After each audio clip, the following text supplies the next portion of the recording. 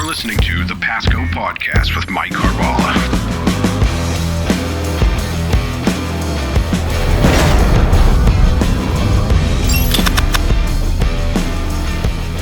Welcome to Season 3 of Pasco Podcast, a series about leadership and public service. We'd like to thank our sponsors, the nearly 600,000 people of Pasco County, as represented by the Board of County Commissioners. It's through their trust and empowerment of our workforce and leadership team that we're able to bring you this podcast.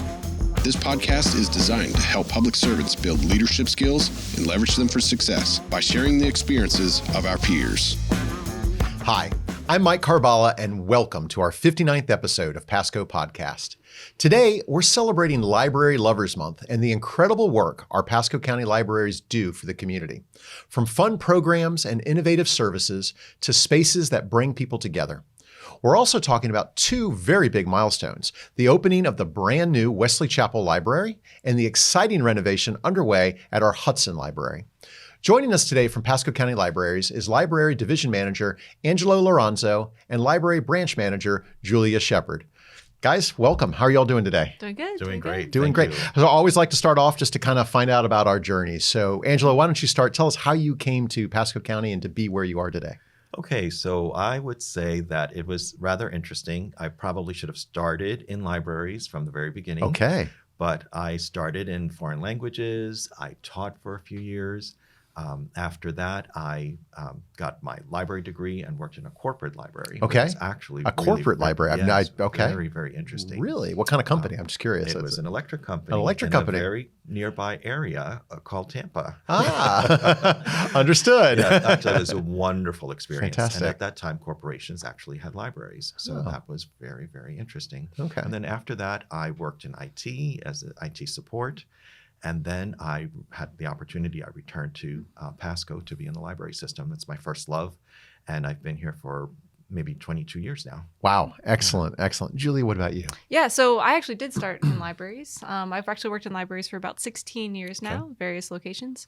I started at the very kind of lowest rung that we have, most entry level. I was a teen volunteer. Okay. And then I worked as a shelver and kind of made my way up to my new position here. So as I worked through school, I worked at my school libraries. And then I actually graduated with my master's during COVID, which was kind of an interesting time to be doing that. Yeah, for sure. A lot of jobs, a lot of public institutions were either furloughed or on hiring freezes. But we were not actually. So we were able to still kind of keep that level going during COVID. Excellent. So that's why I ended up here. Excellent. Excellent. Any particular branch right now that you're assigned to? Yeah. So I was at the Hudson location. Okay. And now I'm going to be at Wesley Chapel. Well, we're going to get into that in just a few minutes. So February is Library Lovers Month. I didn't know that, but I do now. So talk to me a little bit about what makes Pasco County Libraries special to you, Angelo. So to me, I think two things. We are large enough that we can provide a variety of services, pretty much everything that I think public library patrons expect. Okay. But we're still small enough that we can actually get to know our patrons. I have loved that for the 15 plus years that I was at Hugh Embry Library, really being able to get to know people, get to know the community. Even the elected officials in the city commission there just love the library. They've been very supportive.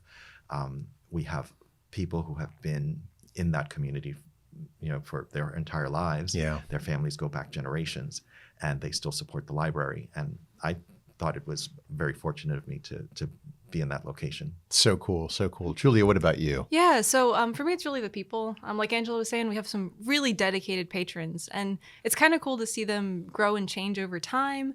Like kids that come in for story time, right? Then they kind of get over that. They grow out of it. They age out of it. And then we see them back as teen volunteers. And then even if we're here long enough, we see them come back with their own kids. And that's just really special. Aside from the public side of it too, we have a really great team in libraries. Like walking into work every day is never like, geez, I don't want to see your face. Like it's actually really good to, work with the people that we do every day. That's awesome. Angela, you touched on programs and services. Any of those that you think might surprise people? I do think some things we do surprise people. I hear it all the time. For example, our maker spaces, people can't believe we have those. Absolutely. Those are our hands-on experiences that people can have.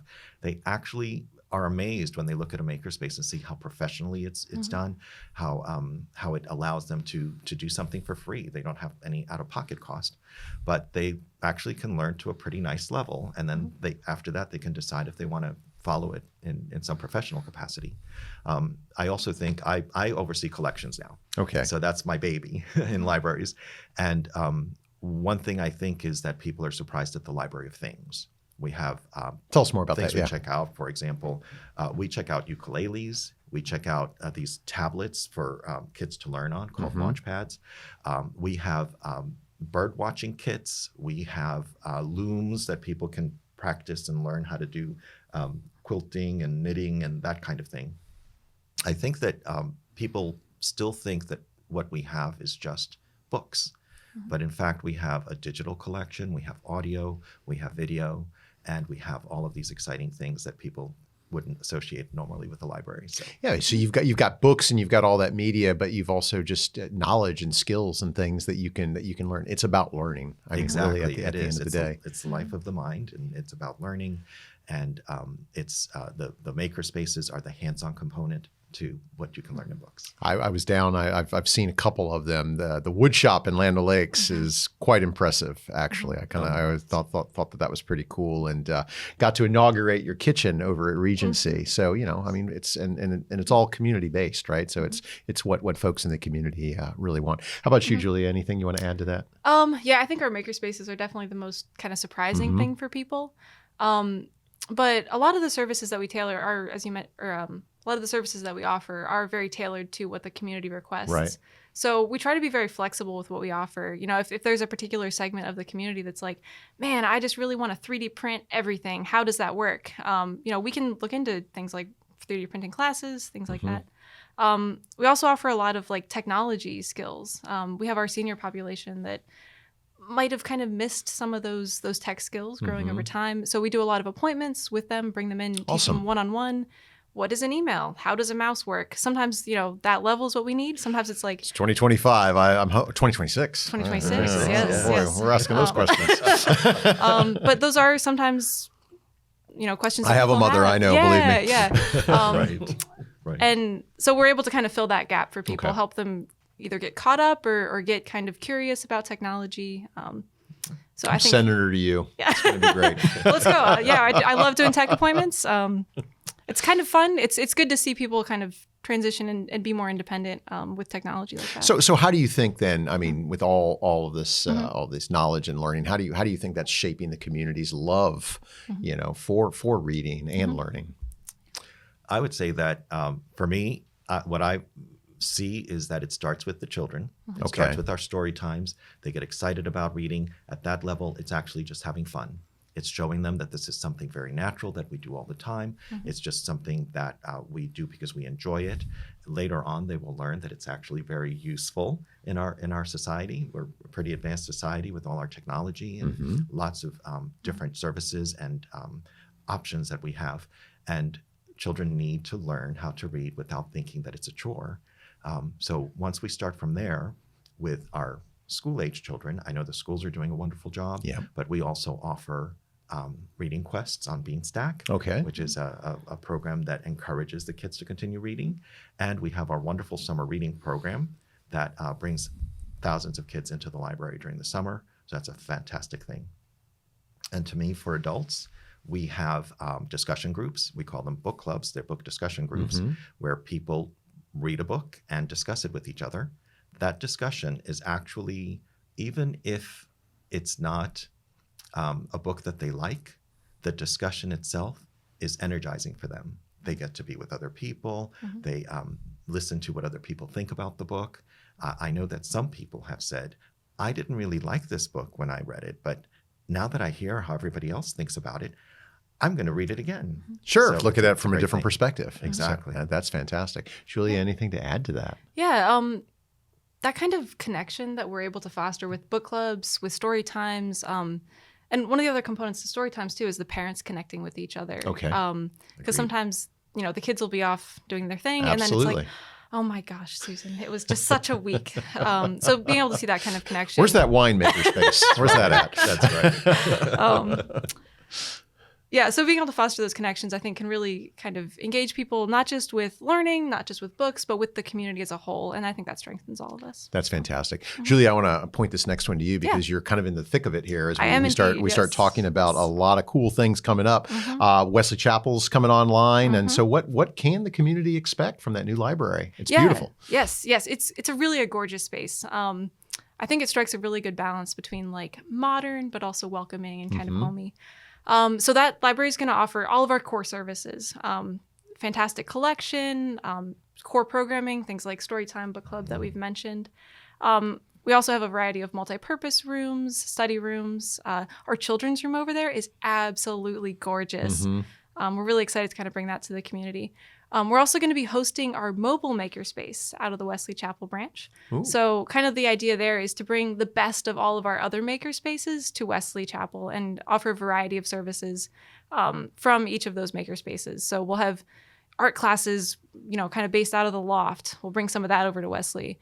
We're going to have music programming from our Hudson recording studio. Okay. Our audio engineer is going to be hanging out there for a little bit while we have the Hudson renovation. Okay. So we're going to be able to offer some good programming there. We're really just excited to kind of dive into it and see. That sounds exciting. I mean, it's like with so many cool things. It's like, which one are you most proud of? I mean, man, there's just so many cool things. Yeah. So really like seeing my team kind of get engaged with the community over there is really, really cool. They've been attending outreaches and kind of hyping up the word and getting some feedback from the community. So we're just really excited to get started. That's fantastic. So you were at Hudson. So now you're going to be at Wesley Chapel. You can be at Wesley Chapel permanently now. Maybe we'll see. Maybe we don't know. See kind of how it goes. Yeah, we got a little bit of time. So tell us what's going on at your old home then. I guess. So we've started the exploratory work. We're kind of moving forward with the plans, the renovation there. We're really excited to kind of give that building the facelift that the community deserves out there.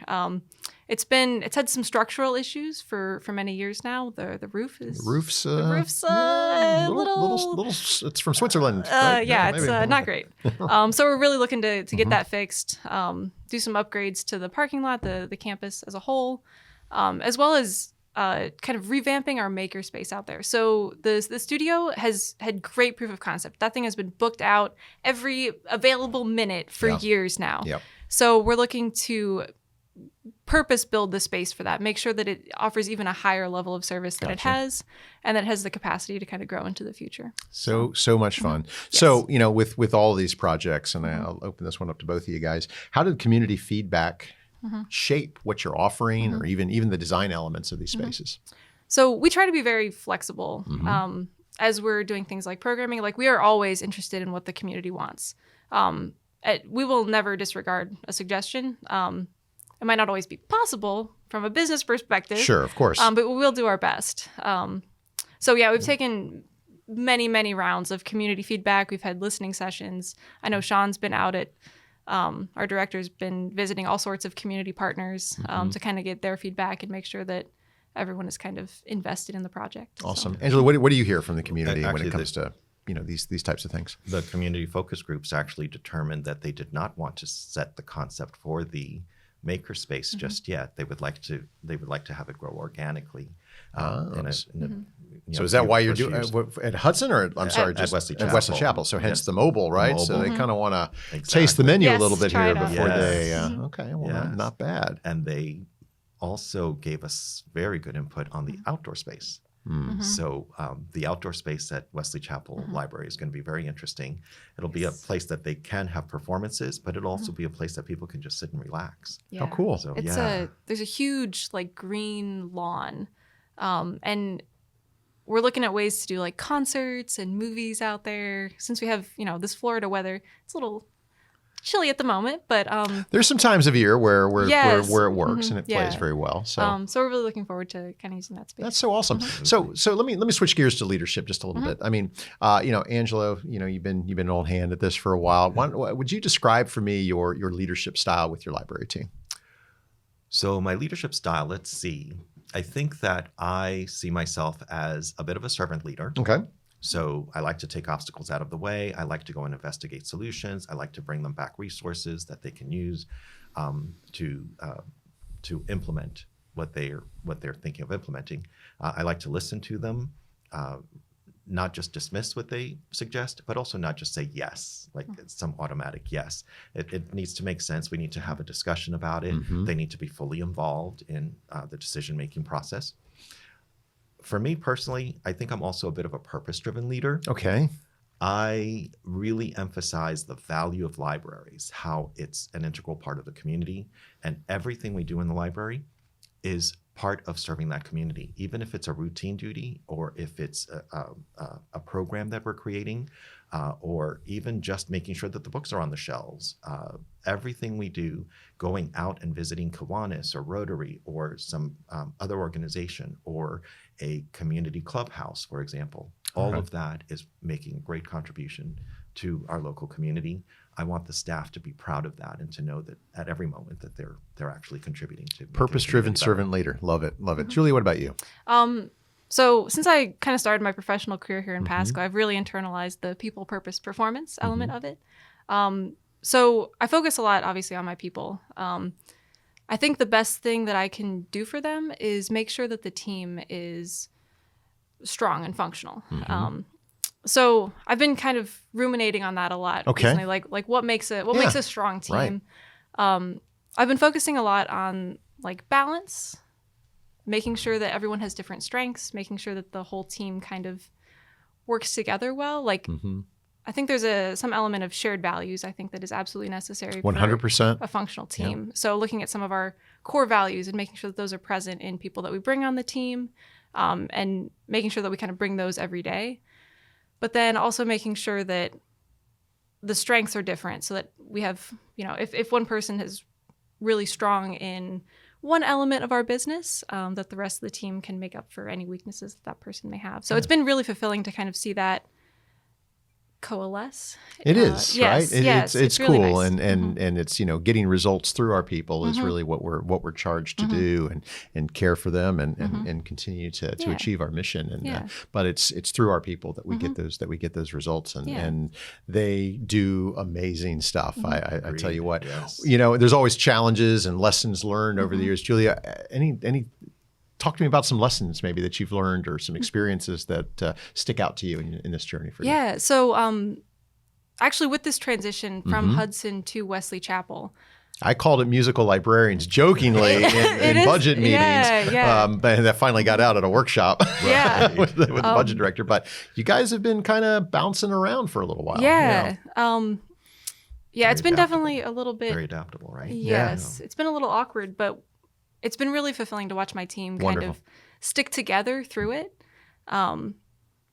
Most of the team is actually coming from Hudson out to Wesley Chapel, which that's actually our farthest branch distance. I guess, right? Okay, yeah. Yeah, so northwest to southeast kind of, right? Yeah. So most of them are picking up a pretty significant commute, but they all decided that it was worth it to kind of stick together. Awesome. So seeing those team bonds has been really like, that's got to make you proud, right? Very heartwarming. Yeah. Yes. So that's awesome. What about you, Angelo? What lessons have you learned over the years? Oh, let's see. I think one thing is don't underestimate our people because they are talented. They're hardworking. They are as eager to do a good job as you are to have them do a good job. I think that one of the things I do is set a tone because I can model for them that I would do things if I'm there that I'm hoping they will do when I'm not there. Yeah. And they do. So they know I would do it. So if I'm not around, they take care of it. And everybody feels good about that. Like we're all chipping in and we're all part of that big picture. It's important to model that behavior as a leader because what you do sets that tone. So it's good that you model that, and and folks will follow you. Looking to the future, how Angelo, how do you envision Pasco Libraries growing here over the next few years? Okay, well, let's see. There we got some exciting things. I mean, right around the corner is going to be the Anderson Family Park. Okay, tell us about that. That's going to be a project in Centennial Park Library. Okay. And at one time, there was a historic home of the Charles B. Anderson family next door. Unfortunately, that is no longer with us for structural reasons. But to honor their memory, there will be a park dedicated to their family name. And Charles B. Anderson, of course, everybody here probably knows, was very important in the industry, citrus industry. So that's going to be a wonderful place for families to go. It adds to activities that the families can do at the library. And we're looking forward to having a great park there. Yeah, it's going to be great. Some nice outdoor spaces too, from what I've seen on the plan. So it's going to be awesome. I think really very similar to Wesley Chapel in the sense that it will be a place where families can get together and do something, even if it's just relax or have a little playground or just activity where they can spend some time together, some bonding time. Fantastic. Julia. So obviously the community's growing. We have a lot of people moving into the area still, a lot of development happening. So we're really looking forward to kind of expanding our services to meet that need. And part of that's with the Wesley Chapel situation too. We heard a lot of feedback from that growing community that there's a lot of people moving in there, and they wanted a library. So we're doing our best to kind of a lot of folks raising families. I remember going to the library with my grandmother as a child and hanging out there and reading stories and books and watching puppet shows and all kinds of cool stuff. So all right, so just expanding our footprint is going to be important in the future. So any message that you guys would like to share with listeners on Library Lovers Month here? Oh, I say come to the library for some good reading.